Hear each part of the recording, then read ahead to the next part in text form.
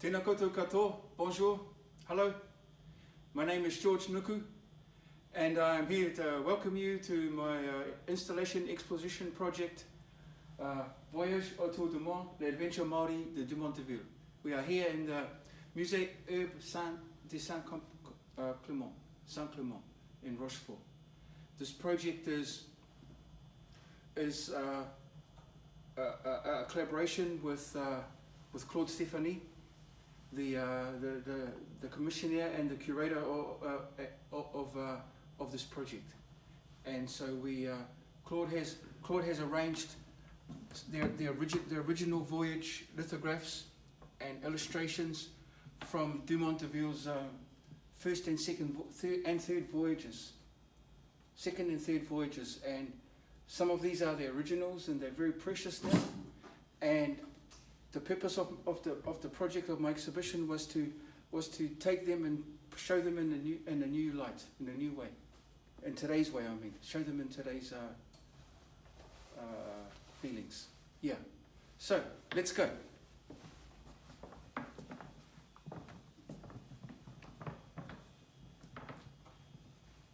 We start here with my artist statement on the wall at the entrance of the when we first come in, and like I said, it talks about my desire to reinterpret the lithographs and the engravings and the drawings of the voyage. It's my desire. I first started having an interest in these lithographs and engravings 30 years ago. So this is a culmination of 30 years of thinking about it and finally to be able to do this. This wall speaks about the context that Dumont arrived in Aotearoa, New Zealand, when he arrived in the 1820s. The country was Aotearoa was a country at war. The whole country was at war.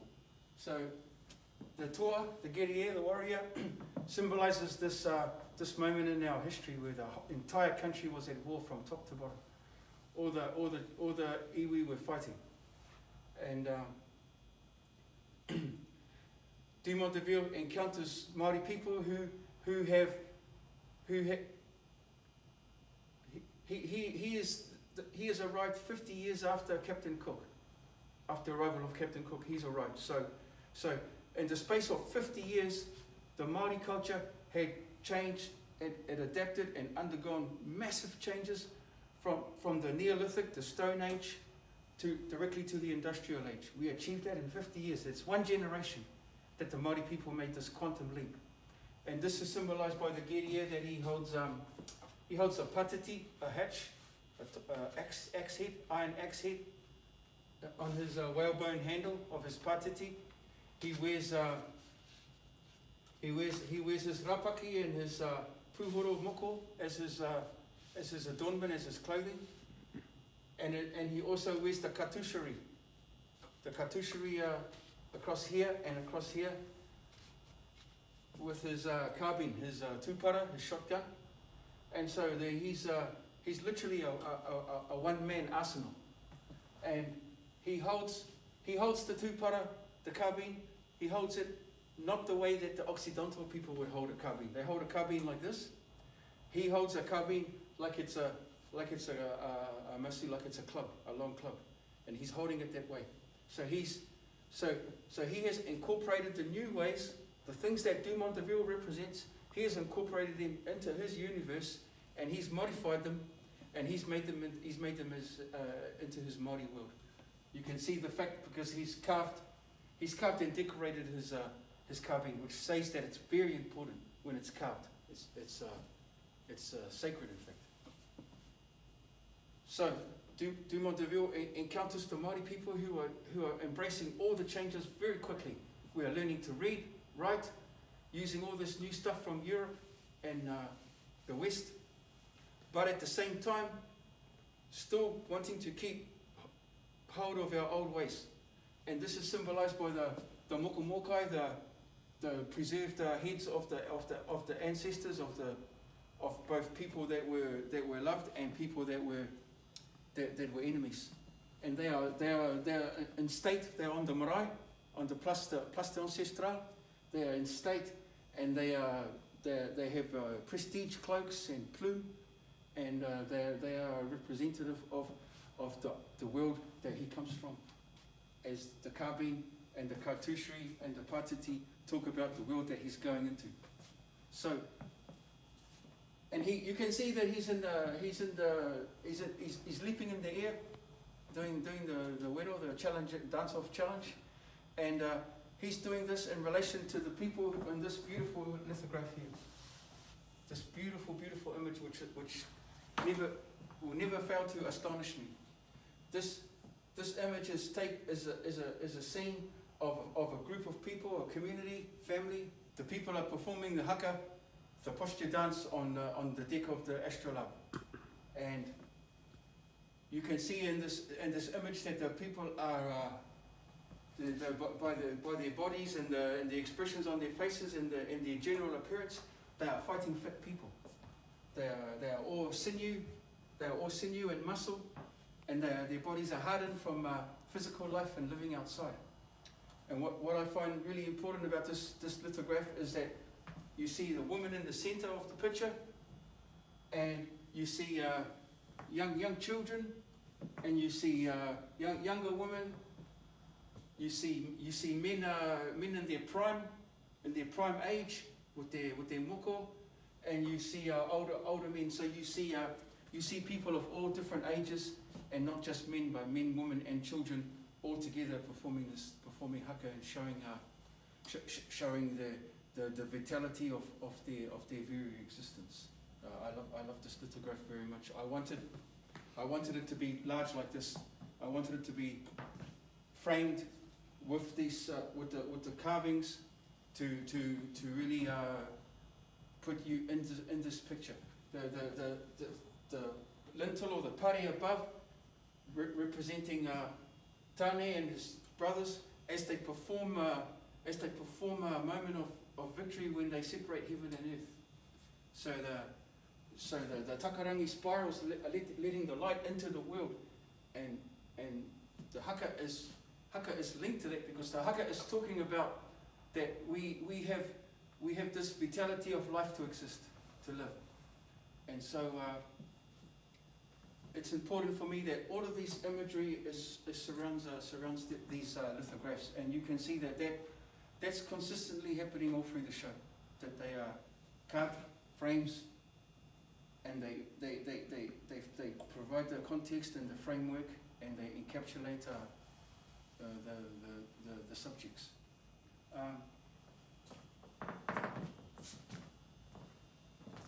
Here we have en français it's called a lustre. A lustre, beautiful word. I love this word, lustre. And lustre comes from the language of light, the language of lumière. And lustre refers to something that's coming down from the ceiling, that's making light. When it's coming up this way, it's called a chandelier. So when it's coming this way, it's called lustre. And this lustre depicts la terre, the earth, the globe, Papatua Nuku, and all the currents and all the movements of air and water and energy making our world turn. And these patterns here are a reference to the voyaging, the circumnavigation, and all the voyaging of all voyages, of Dumont d'Urville's great voyages, of Cook's voyages, of my Maori ancestors' voyages, of my voyage. And so it's all encapsulated in this artwork, and it turns like everything in the world. It turns.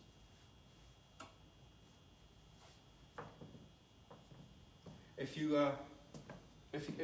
look over here, you can see that these big panoramic landscapes from the second voyage on the astrolabe.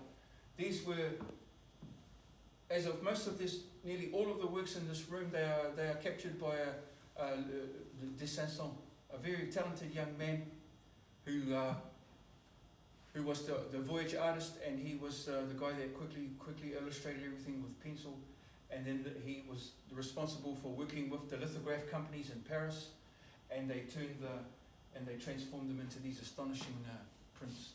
I made this decision to turn them to make the treatment negative. I knew that by making them negative, it would form a really interesting contrast to my plexiglass work. And I wanted to use white polystyrene sculptures, and I knew that the negative lithographs would throw a lot of light out. And just as importantly, they give it an ethereal feeling for me, like they are snapshots of spirit, like they represent the spirit of these people in the scenes. Yeah. And they flank these three vitrines. And these vitrines contain Maori Tonga objects from collections from here, the museum here, and from the Musée des Beaux-Arts Chartres, and also from our own private sources. So I wanted to make the vitrines like they were living ancestors themselves. They wrap around.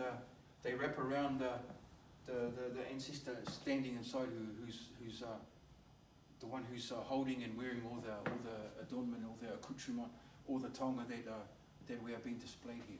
I wanted the audience to feel like as they look towards the display, that they are challenged in return. They are challenged. They are saying, I'm looking at you as much as you're looking at me. And I wanted it to be a bit of effort to study them. I want the audience to make a bit of effort, not just casually walk around and just go, oh yeah, whatever. And so this one for me is a kind of representation of what you would say was a classical mataora moko, the type of moko or facial tattoo that Dumont would have seen, and what is consistent in many of the renderings and illustrations of Descensant. So this one is quite you would say it's classical, and whereas in the center is a woman, a female, her moko kawai, and I have really taken it to its limit and tattooed and made motifs all around her throat, the side of her neck, under her nose, and completely her forehead. So it's a complete fabrication on my part to make where the moko would be eventually going. And this is what's happening now anyway in Aotearoa. As more and more women are becoming tattooed and getting moko kawai, the artists are innovating and they are pushing the boundaries. And last but not least, in the far one, but we'll get to that later, it's my auto-portrait. It's a picture of my moko. So here is here besides this portal, this gateway, is another. Just like here, they are both. They're both women. This is a woman as well, and she was in a group of people that were living in Otago, and they were. Her and this family group, they were sketched and drawn from life by Louis Le Breton on the third voyage of Dumont. And what I've done is I have modified the original drawing slightly and making her appear a little bit younger. I wanted to show her in the prime of her life, because she was drawn as an old lady, and you can see that she really has an amazing moko tattoo on her face, amazing. And she obviously was of high rank, and it's unfortunate they didn't record her name. But there she is, and that puts pay to any belief that women did not have full face moko, because that's an example that they do. and even today women are doing that. So over to the big red wall here is something I've been wanting to do for a long time, and that's make a grand homage to these polychromatic, these coloured lithographs. And in the museum here on the second floor, there's the Galerie de Peinture, where classical European art is displayed in this context. It's quite a classical way to display painting, Western European painting. That is using a dark colour like this, a red wall, and gold frames, and showing the richness and the sumptuous of the status of art. And I wanted to do that as well with the lithographs. I wanted to elevate them to the status of art classic. And so each frame is carved and painted by the team here in the museum, and working with the infographist people of Studio Ludo, and in particular Jerome Pino, who's the logician. We took the originals and we modified the color range of the originals. I asked Jerome to make the backgrounds really white, and we pushed the color bar and the contrast bar up on the original lithographs because they're 200 years old now, so they were faded and old, and I wanted to make them look more like they were here in 2021. And after that, I drew the patterns, and Elodie from the museum painstakingly sat down and painted them for me with aquarelle, and she painted all the blue. And for me, the idea was to put them back into a Māori world by this and by this, and sort of make them a bit alive and make them moving, make them so that they're moving. And I've looked at these lithographs for 30 years, like I told you, and I'm astounded by de Saint-Saëns and how he captured people. I really am. If you see this image here, of these two handsome young men. You know, they're dressed in dog skin cloaks. They're dressed in high haute couture. This is the highest fashion in Māori material society, and they're taking great care of their appearance, but they're haughty in their indifference. They're like, oh yeah, so what do you want? And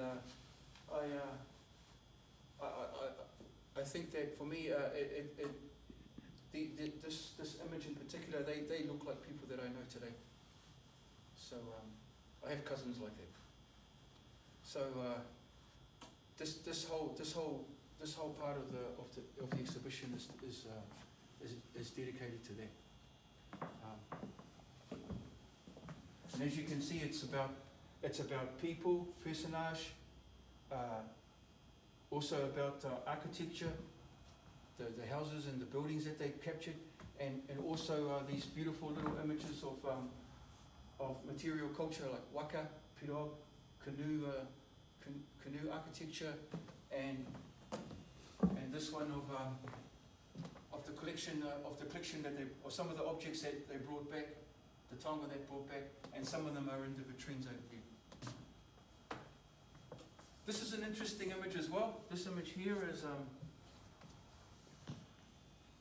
this was drawn when they arrived in Sydney, and they made sketches of the Sydney Harbour Masters boat crew, the Sydney Harbour Masters elite crew of rowers who were hand-picked Māori. He must have thought they were the best, so they were Māori, and so they were drawn.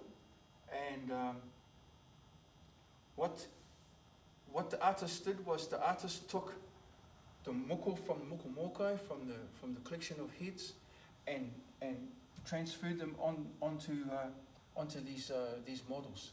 That's why they're unusually accurate for the time, and that's the reason why, because they used they use the moko mokai patterns the directly, and they transpose them onto these living people. And to me, they look exactly like transfers, put on transfers that kapahaka groups use today. They look uncannily like them 200 years ago. Yeah.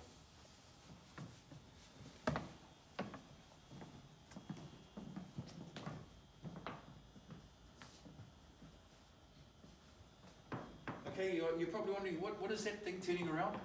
And that's an astrolabe, which I'm very attracted to astrolabe. I know a bit about them. The astrolabe comes from the Greek word to chase the stars, astrolabe, and astrolabes are kind of like the predecessor of the smartphone. They are a processing device, and they're really incredible from their time. They came from Roman times, from the 6th century, and they became used in Europe, in the Moyen Age, and in Islamic times. And so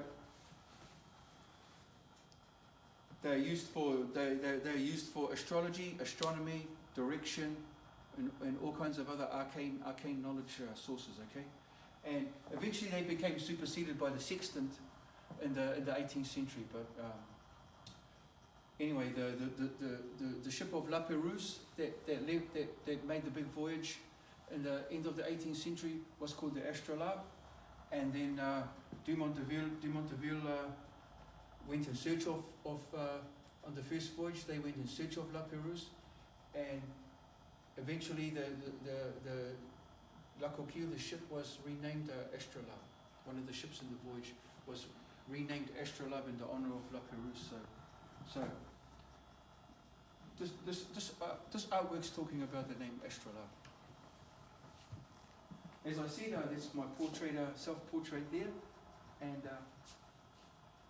and finally at the back here is a different coloured wall again. It's blue, and these are two wonderful scenes from where the people are launching a waka into the ocean, and one is already departing, and then there's another scene where they're taking some people from the voyage for a ride in the waka here.